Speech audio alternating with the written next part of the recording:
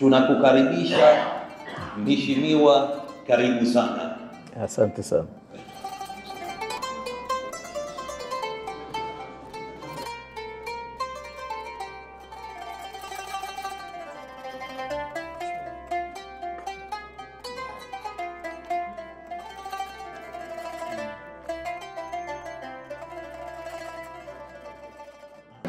بسم الله الرحمن الرحيم.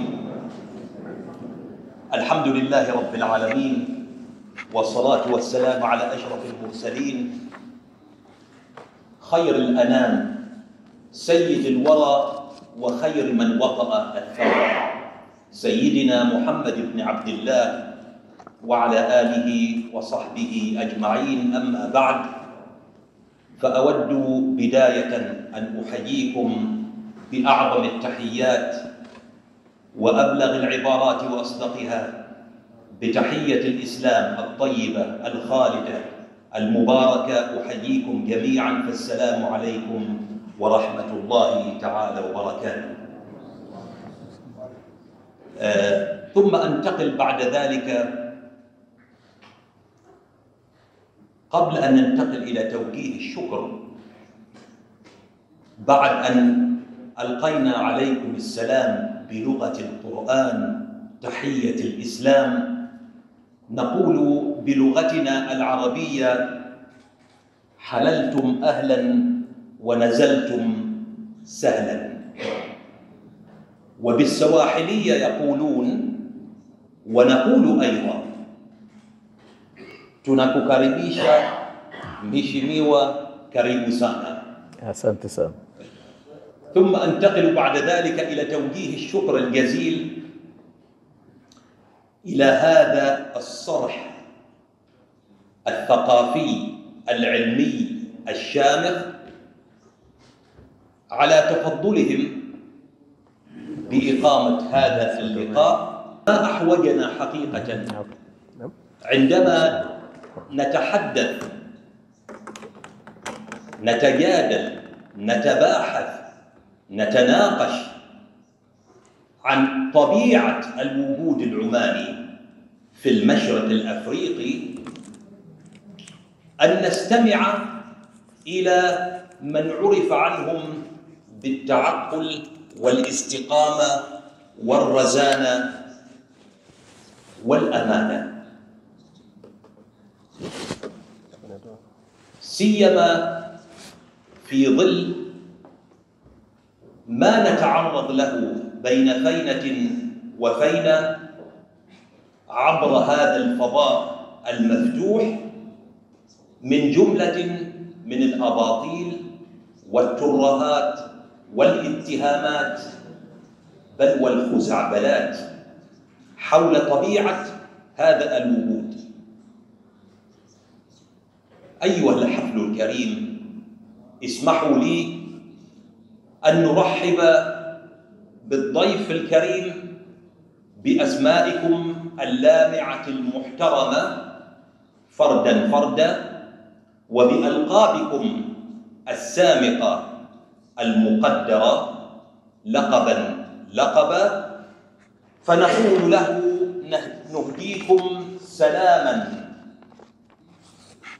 نهديكم سلاما خاصا، سلاما من سويداء القلوب، سلاما لو رفع إلى عنان السماء لكان قمرا منيرا، ولو أنزل إلى الأرض لكساها سندسا وحريرا، ولو مزج بماء البحر لجعل الملح الأجاج عذبا فراتا إن لم يكن سلسبيلا. سيرة ضيفنا حضورنا الكريم عامرة ثرية متنوعة، وحفظا لوقتكم الثمين ولوقت الضيف أيضا، سأقتطع منها ما يعنينا معرفته في خصوصية الموضوع الماثل الذي اجتمعنا من أجله، فأقول لكم إن ضيفنا هو النائب الأول لرئيس زنجبار معالي عثمان مسعود عثمان، زنجباري الأصل والأروما، وتحديداً بمباوي الأصل والمولد والنشأة والتعليم. ولأكون أكثر دقة، فهو من المنطقة التي يسكن فيها المعامرة، منطقة تسمى قنداني، يعرفها معالي الشيخ سالم أكثر مني. فور حصوله على شهادة القانون من جامعة دار السلام في سنة 89 التحق بالعمل في الادعاء العام بدرجة وكيل ادعاء، واستمر كذلك حتى سنة 93 حينما تقرر ابتعاثه لدرجة الماجستير في القانون التجاري وفي قانون الشركات في جامعة لندن في المملكة المتحدة. في سنة 96 تم تعيينه مدعياً عاماً، أو عفواً تعيينه في سنة 96 نائباً للمدعي العام، وبقي في هذا المنصب حتى عام 2000. وفي خلال هذه الفترة ابتعث إلى جامعة تورين في إيطاليا، وحصل في سنة 2007 على شهادة الماجستير الثانية في حقوق الملكية الفكرية. في سنة 2011 تم تعيينه مدعياً عاماً وعضواً بحكم هذه الوظيفة في مجلس وزراء زنجبار، وأيضاً عضواً في مجلس النواب. في عام 2016 اختير بالاسم من قبل المنظمة الدولية للملكية الفكرية الوايبو ليكون ضمن لجنة استشارية مكونة من 7 أعضاء مستقلين يمثلون الدول الإفريقية لمدة 3 سنوات، لتجدد بعد ذلك تلك الفترة لفترة مماثلة بناء على طلب تلك الدول الإفريقية. ترأس العديد من اللجان على مستوى زنجبار وعلى مستوى الدولة الاتحادية، منها لرفع مقترح لقوانين جديدة كقانون غسل الأموال، ومنها لتطوير القوانين كقانون العمل ومجموعة القوانين ذات العلاقة بمنظومة العدالة الجزائية. ضيفنا من النوع الذي يعشق الإصلاح والتطوير، وفي منصبه القيادي الحالي فهو يعمل جاهداً على إعادة اللحمة التي سادت لسنين طويلة بين شطري الإمبراطورية، الجناح العماني والجناح الزنجباري من طرف آخر. وهذا ما أكده لي خلال الجلسة المطولة التي تشرفت بالجلوس معه اليوم، وأكد لي أنه سيحرص على إذابة الأباطيل والترهات التي تحدثنا عنها، التي زرعت في عقول قليلي المعرفة لأجل التفريق بين الطرفين، العماني من ناحية والزنجباري من ناحية أخرى.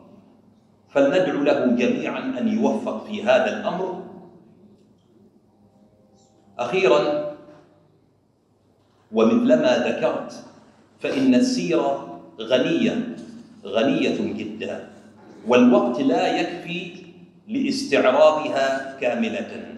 وحفظاً للوقت أرى من الأنسب أن نفسح المجال لضيفنا ليشنف أسماعنا ويمتعها بما لديه من مواقف جميلة حول الروابط التاريخية الموثقة لديهم في الأرشيف، والتي حصل على كثير من النسخ وقف عليها، وسيتحدث أو سيتطرق إلى بعضها في هذه الجلسة.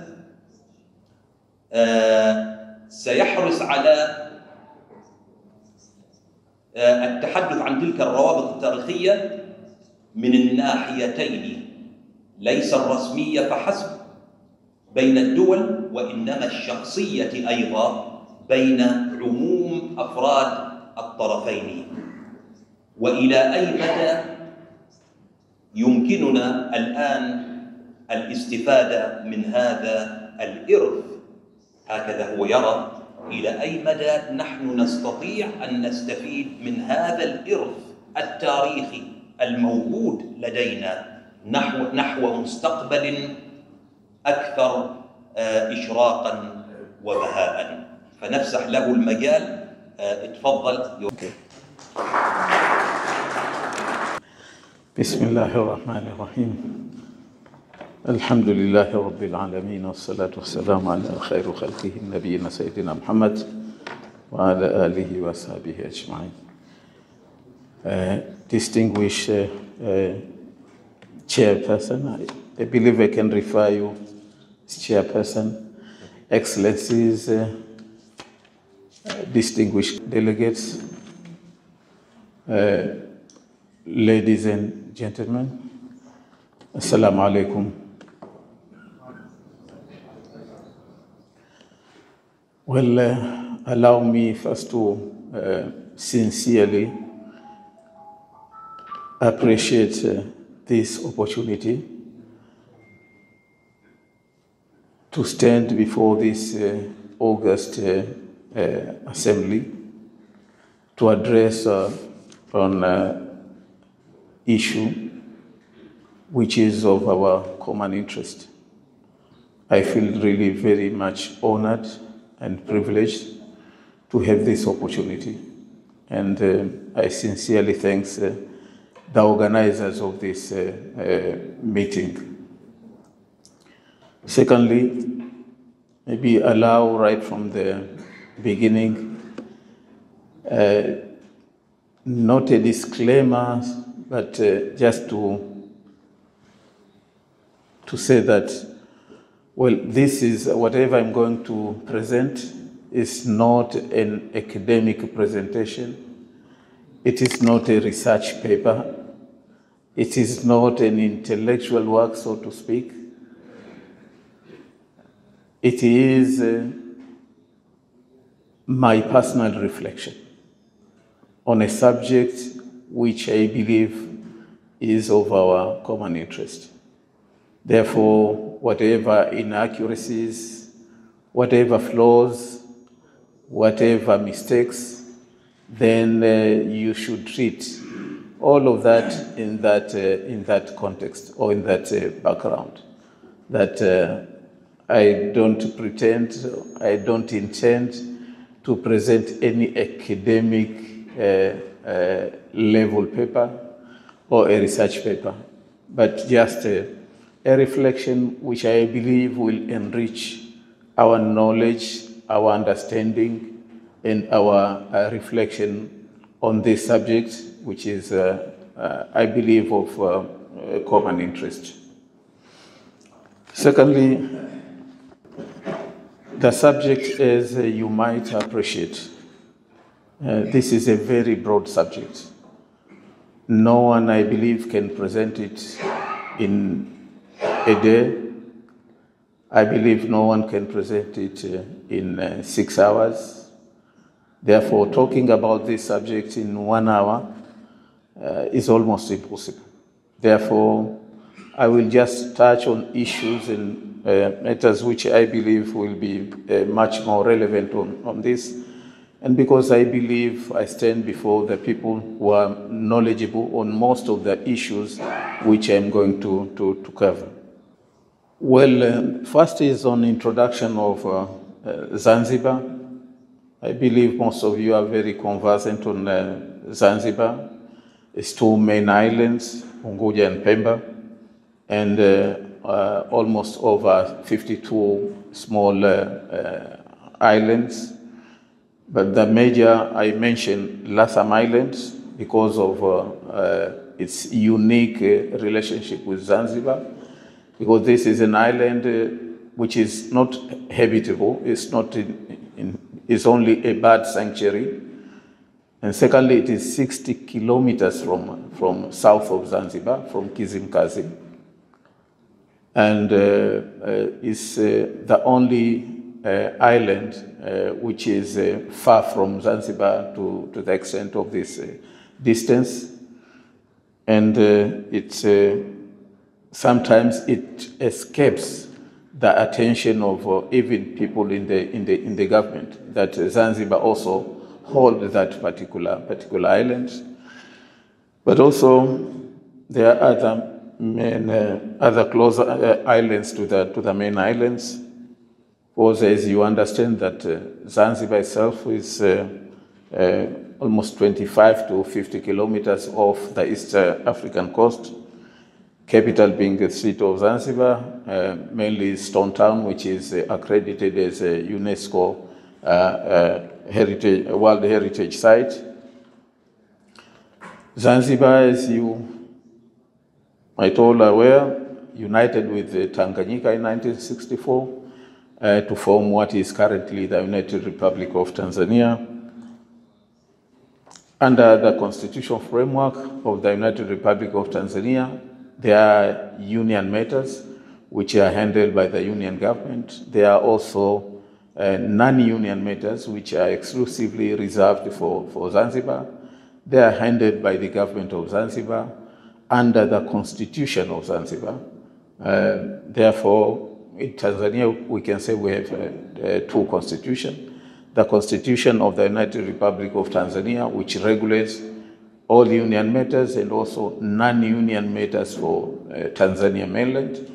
But we also have a Zanzibar Constitution, which was, the current one is 1984 Zanzibar Constitution, which regulates non-union matters within Zanzibar.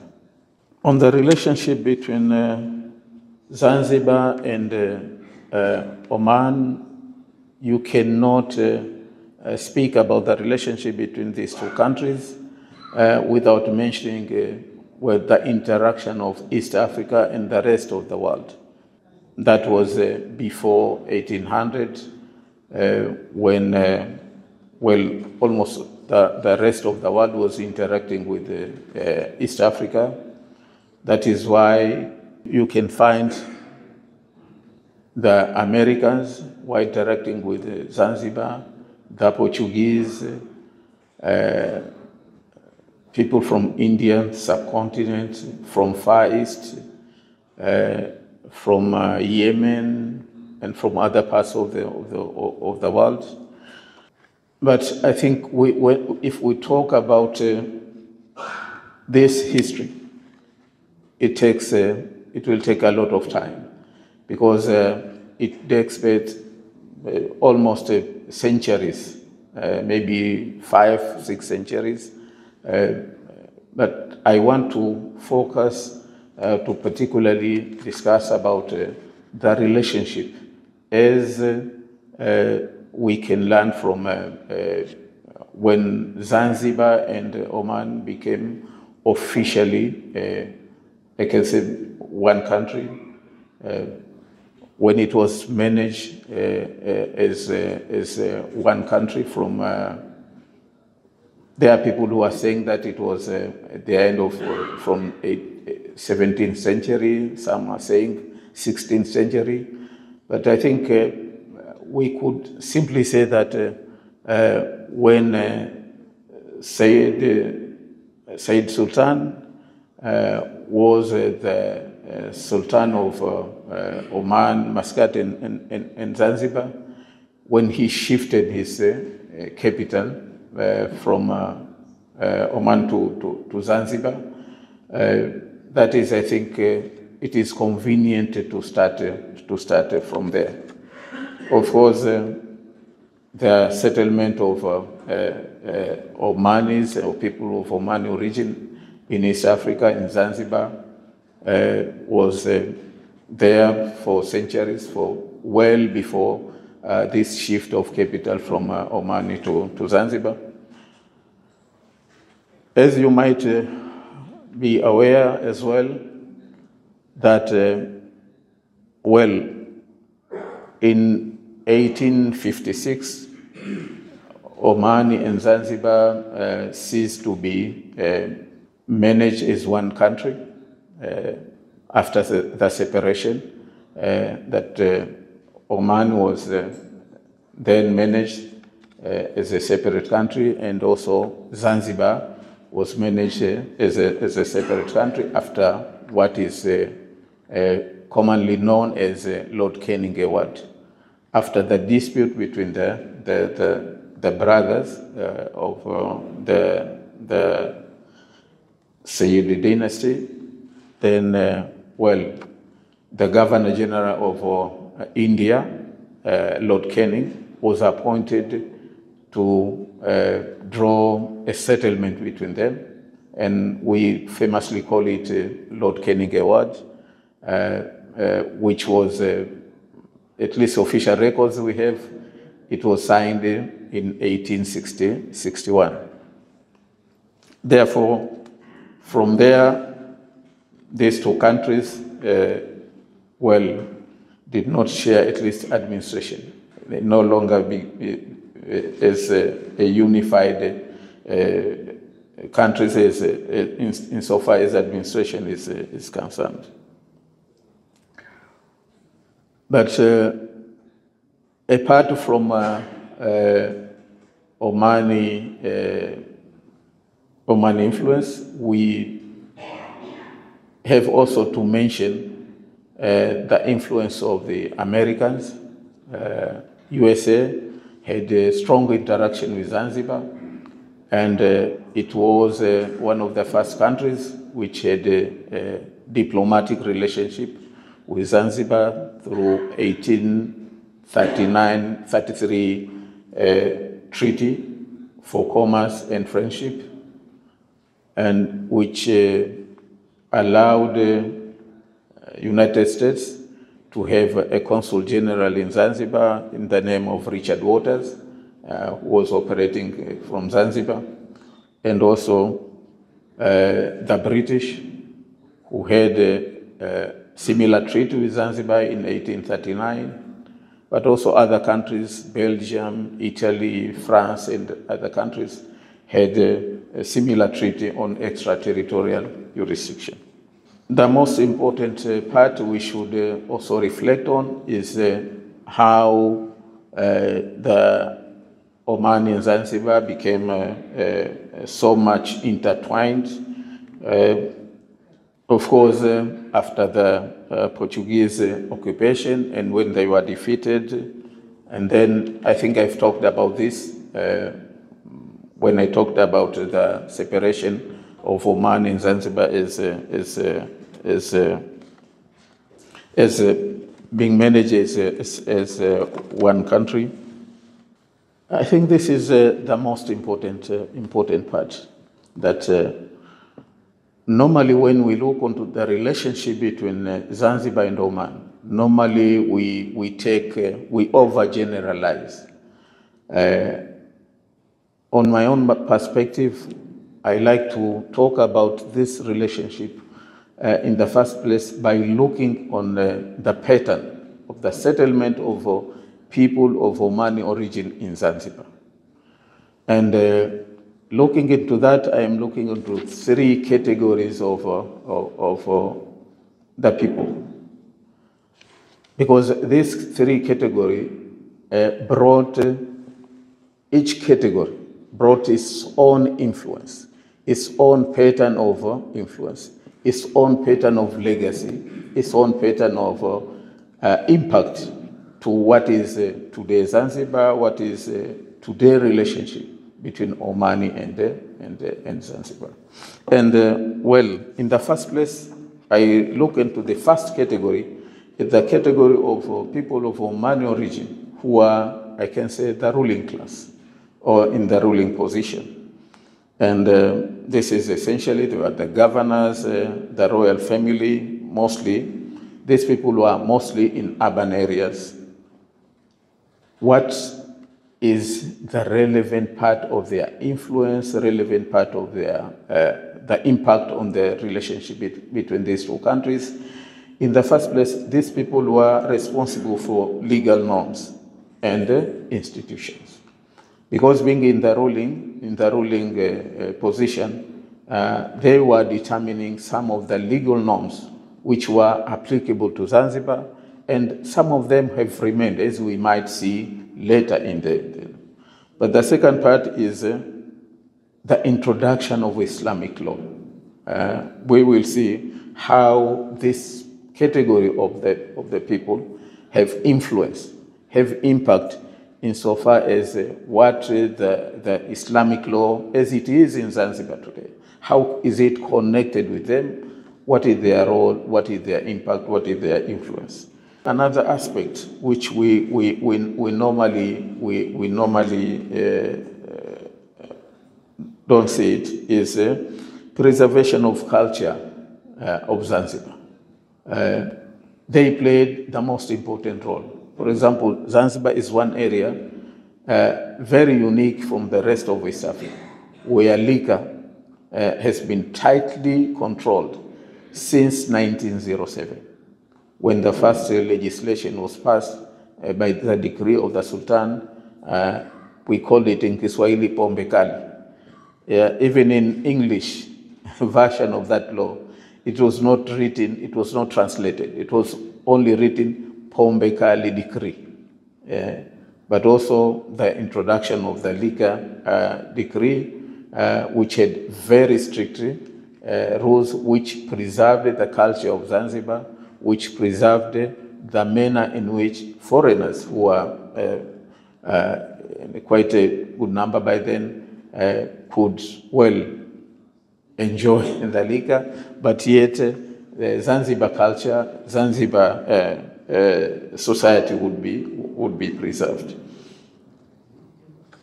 But the most important part is also the enduring legacy of Oman in Zanzibar today is management of the awqaf, a waqf property, waqf. And when you look into the history, actually, waqf commission, because waqf, management of waqf, settlement of waqf, this has been a traditional way of life in Zanzibar. And we'll see the impact of that in the presentation. Now, many people don't know that Waqf Commission in Zanzibar was established in 1907 to manage Waqf, different Waqf properties which had gone into. We'll see an example of that. It's just important to know that well, this was the role of the people of Oman origin who are in the ruling position.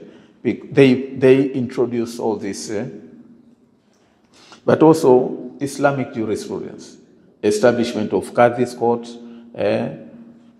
Well, even before official establishment of Qadhi's court in Zanzibar, there were Qadhi's court. But officially, the Qadhi's court were established by the Sultan's decree in 1897, and ever since, Zanzibar has Qadhi's court. Therefore, this is the first category. We'll see in a little detail on how their presence, how their activities, how their governance influence or left the legacy which they left behind in Zanzibar, which shaped the modern, or the Zanzibar as it is right now. But the second category is business people. Business people, some people of Oman origin who are mostly business people, and this mostly settled in urban areas. Mostly they are doing trading, but philanthropic work like mosque, work property, Islamic theology, teaching of Islamic teaching. As we know that in Zanzibar, theological part of Islamic teaching was mostly dominated by the Hadramis. Most of the very famous Islamic scholars in Zanzibar were of Hadrami origin. But also the Ibadi sect, and there are also prominent Islamic scholars who are of Omani origin as well. And this was mostly by people who were in this class, who were residing in the urban areas, but there were also intellectuals. Most of these people were intellectuals during that time. They occupied that position, but they had social influence. Therefore, they shaped whatever the society of Zanzibar. But even during the height of politics, they were influential insofar as politics as it played in Zanzibar by then. But also, they played a very important part in connecting Zanzibar with the rest of the world because of their position, because of their knowledge, and but the third category, which is the majority, is the ordinary people. These are people of Omani origin who settled in the urban. They were ordinary people. They were not in the urban areas. They were not intellectuals, but they were ordinary people who adopted Zanzibar as their place. And therefore, they settled in the rural areas, just like most of the Zanzibaris who were in the rural areas. Mostly they engaged in small business. Common phrase in Zanzibar, we say dukawalas. They are mostly shop owners in most rural areas. Farming, you cannot talk of clove farming without mentioning these people, but also coffee, which is common especially in some areas of Unguja, Fuoni, Mwera, and also mostly in Pemba. But fruits, they brought some exotic fruits, like in Kiswahili we call shoki shoki, and other exotic fruits, durian. You cannot talk durian, and you could see that wherever you find durian trees, you find shoki shoki trees, then you find these people. They were so much connected with that. Therefore, that is, you cannot talk about Zanzibar and Oman without mentioning these people and their impact. But also, these people, they mostly intermarried with the local people. And that is why you find people of Oman origin in almost most villages, especially in Pemba, especially the western part of the islands.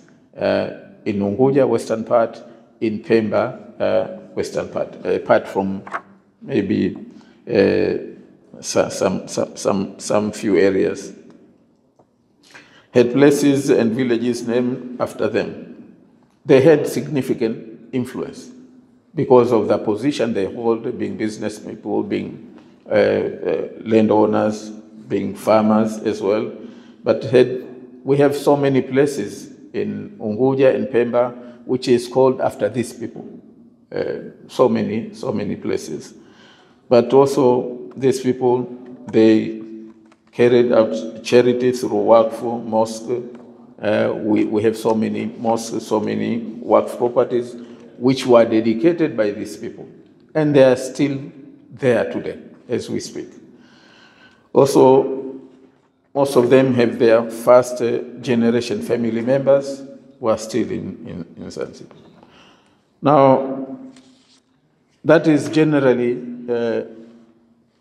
now just speaking, as I mentioned generally, that we had these three categories of people of Omani origin and how they connected Zanzibar. They played their role in making the intertwining of Zanzibar and Oman. Now just talking briefly on some of these issues like the Latham Island and territorial claim. You know, Latham Island was officially declared by the Sultan of Zanzibar on the 19th of October, 1898, to be part of Zanzibar. This is significant because, well, nobody knew that maybe after more than 100 years, then we'll have a little of territorial dispute between the two parts of the Union as to whom this, which part of the Union this island belonged. And that happened from 2013, when the two parts of the Union were discussing about the management of oil and gas reserves. How it was decided that each part of the Union should manage its own oil and gas resources. Now the question is where Zanzibar ends and where Tanzania mainland starts. And that is when Latham Island became an issue. And I was responsible, I was assigned to conduct a thorough research on the records available on where this island belonged. And that is when I discovered the records from our archives, which detail on how from the first day when from 17th of October 1898, Sultan ordered Lloyd Matthew to go to this island and to officially declare as a part of Zanzibar sovereignty. And while they did that, they wrote a report, and ever since, it was declared to be a bird sanctuary in 1956, and also during the 1963 Constitution, it was officially recognized. In the definition of what is a state of Zanzibar, it was stated that, well, it is Unguja, Pemba, and Latham Islands, and small islands. Therefore, you can say that, well, it is from the work which was done by that administration, which put Zanzibar to legal ownership of this island, because with legal ownership, with effective possession, then at least we can say that, well, you cannot refer to the Latham Island without referring to the administration of Zanzibar, which was there then. But another important area is Islamic jurisprudence. It was from the legal norms which were introduced during that time, which perfected, I can say, the Islamic jurisprudence as applied in Zanzibar. We had so many decisions, because the good thing about Zanzibar is we have been keeping legal records, law reports from 1868. Therefore, you can trace how legal jurisprudence, Islamic jurisprudence, has been interpreted, has been perfected, has been from throughout this time. And that was the time when we had really very good, very lucid pronunciations of Islamic jurisprudence in our Qadhi's court. It is, therefore, that is, I can say, enduring legacy, which was left behind. And for example, we have a very unique commercial legal principle, which is called Bay Khiyari mortgage. Bay Khiyari mortgage is a bit unique. You don't find it in Indian Islamic jurisprudence. I don't know here in Oman, but in Zanzibar, that was perfected by the jurisprudence as was applied in our Qadhi's court. But also, it was during this time when well, the legal position of Ibadi laws versus Shafi laws, because in Zanzibar we applied three main sects, I can say: Ibadi, Shafi law, and some custom of Koja. Koja, they didn't have their own corpus juris insofar as Islamic law is concerned, but they mostly had customs which were administered by Jamaati. But they are recognized by our court. But the main legal principles were derived from Ibadi and Shafi, and it is applied until today. It is there.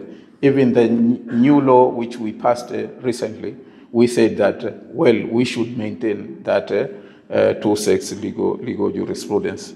But also, well, it perfected during that time legal norms on waqf, Muslim personal law, personal status, marriages, and divorce, inheritance, and gift intervivals.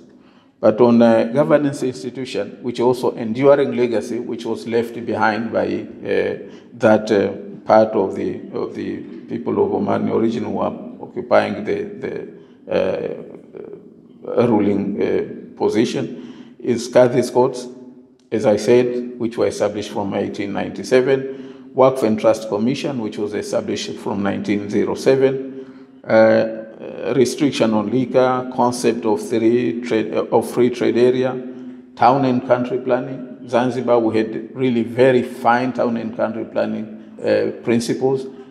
Maybe they were ignored and abandoned after that, but at least during that time, we had very perfect legislation equivalent to any other developed area on a developed country insofar as town and country planning was concerned, but also on heritage management, like ancient monuments and cultural preservation. We had so many decrees which were related to the preservation of cultural record and heritage, but also record preservation. Zanzibar Official Gazette, which was established from 1894, contains very comprehensive record, a very rich record on Zanzibar from that time, from 1894. And even tide, low tide and high tide, you find it there in the Official Gazette. Therefore, this is a comprehensive, this is a very rich record of Zanzibar history, and it was established from that time. But also Zanzibar Law Reports, as I've said, it was established from 1868, and you can find a lot of reports. Therefore, generally, I can say that insofar as legal norms and government institutions, those are the enduring legacy which are still there in Zanzibar, and it tells you how these two countries are connected, or they share this heritage. But also not only on the legal norms and the governance, but also on social perspective as well. There are areas which tells you or reflect on how these two countries are intertwined, how we have shared heritage. And one of the classic examples is a very famous mosque in Zanzibar. We call it Masjid Jibril. But this mosque is just over time, maybe passing on pronunciation and all that, it became Masjid Jibril. But actually it is, when it was built, it was Masjid Jibrin. And it was built by this lady named Joha, in the honor of her birthplace. I would like to be in that place, Jibrin. But now over time, now it is called Masjid Jibril. But it is still very famous, especially during Ramadan, because it draws all the scholars from almost all the East Africa. It's a great meeting point until today. During Ramadan is one of the very famous madrasa area in East Africa, not only in Zanzibar, but in East Africa, the whole of East Africa. But another social dimension of the enduring legacy is the story, the case study of the township of Chake Chake. For those who know Chake Chake, Chake Chake was actually developed.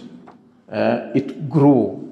This township grew from the waqf of a famous person of Omani origin called Nasir bin Khalif. We unfortunately, as I said, this is not a research paper, but I think for a person like Mr. Nasser who is interested in research, maybe he can go further than that. But this man dedicated his land in Chake Chake to the poor people.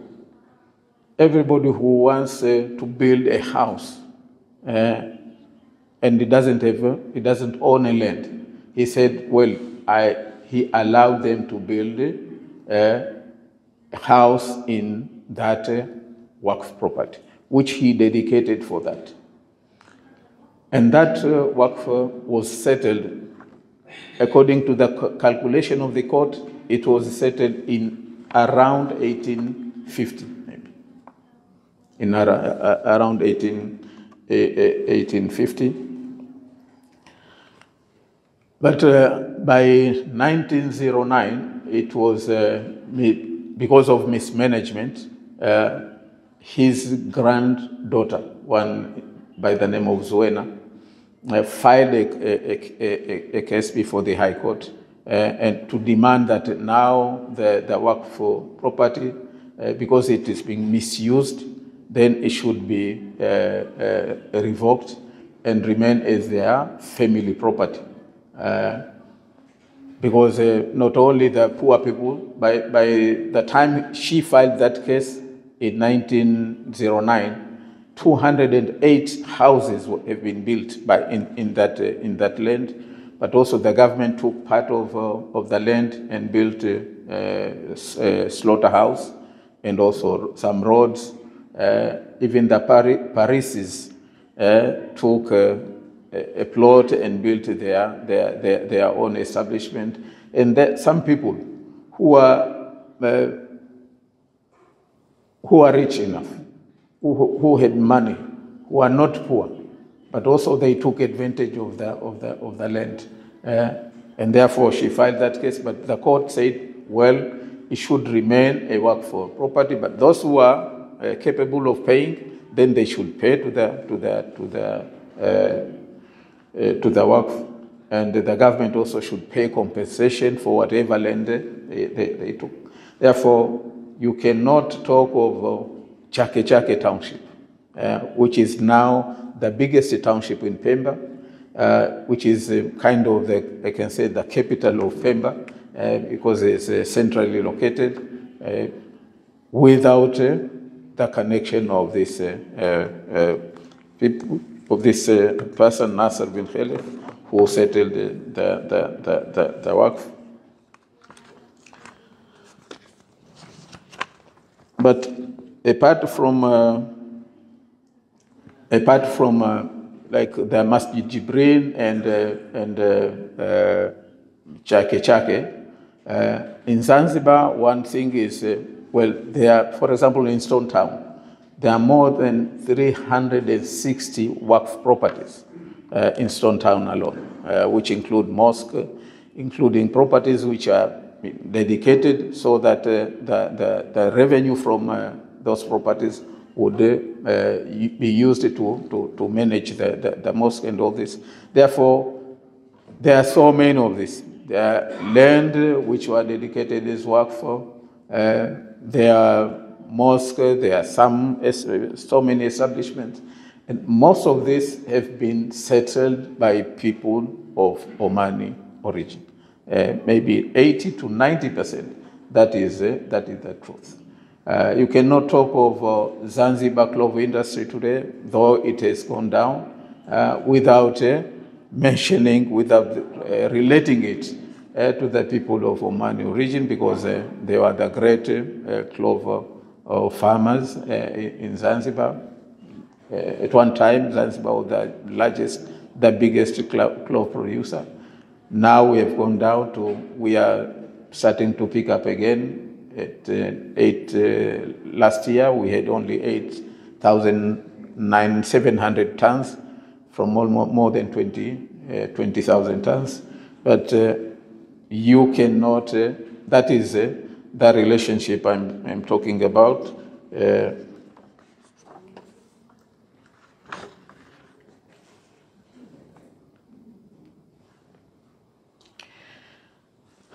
The picture there is a wedding on the 20th of October, 2023, just last year. It's by Zanzibari,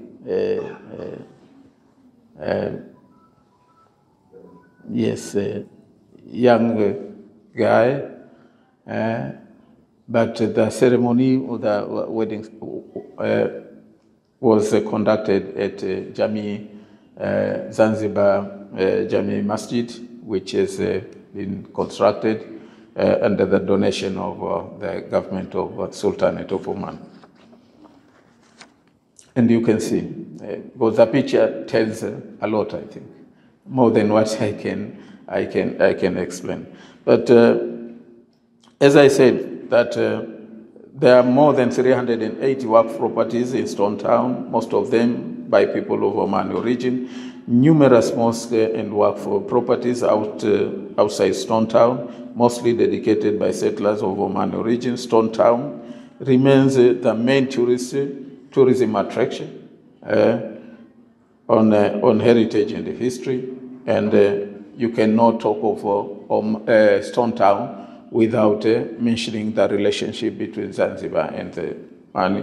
But also, clover, as I said, remains the main cash crop in Zanzibar.